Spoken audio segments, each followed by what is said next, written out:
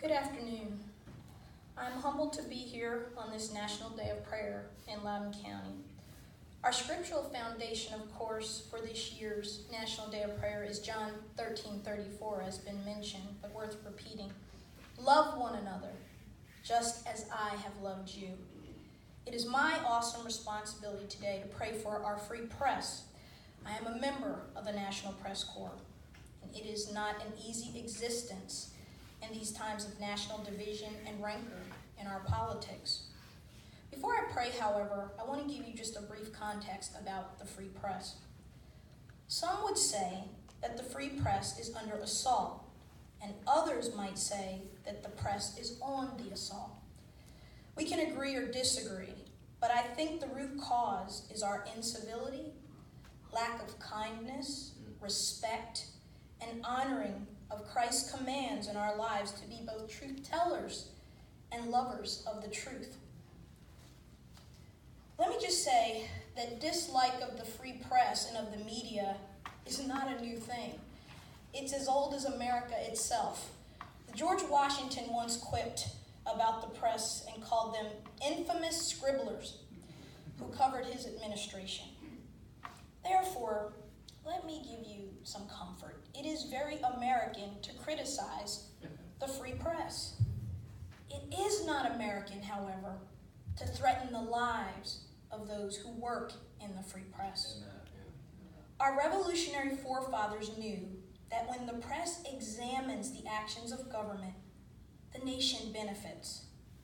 The founders entrusted the free press to expose tyrants, corruption and cover-ups, and unethical behavior, and to hold our leaders at all levels and at all institutions accountable. I'm here today because I believe deeply in the founders' vision and passion for America.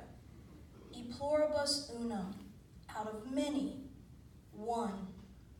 I hope that as we approach God today in unified prayer, that we can put aside for a collective moment our race, our gender, whether we are Jew, Gentile, Christian, or Muslim, and instead focus on what unifies us as Virginians and as Americans. I'd like to open my prayer with a quote from one of my favorite founding fathers, Thomas Jefferson. He said, "No government ought to be without censors." No government ought to be without censors. And where the press is free, no government ever will. Thomas Jefferson, December 1792. These words underscore how important a free press was to the founders. They enshrined it in the First Amendment to the U.S. Constitution, establishing in part that Congress shall make no law abridging the freedom of speech or of the press. Let us pray. Bow your heads if you're able.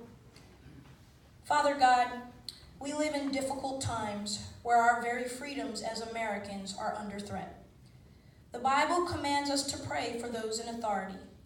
My prayer is that the free press remember that we are to be guardians of truth, guardians of freedom, and guardians of liberty. The press is the watchdog of honest government. We are not to be partisan cheerleaders for only those that we like or agree with.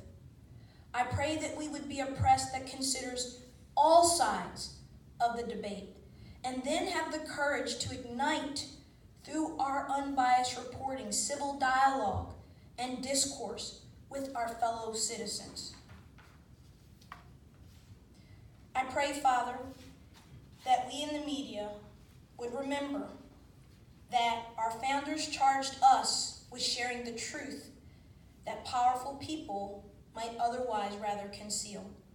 We are the force that holds our leaders accountable for their actions, and we should do so fairly, honorably, and with impartiality.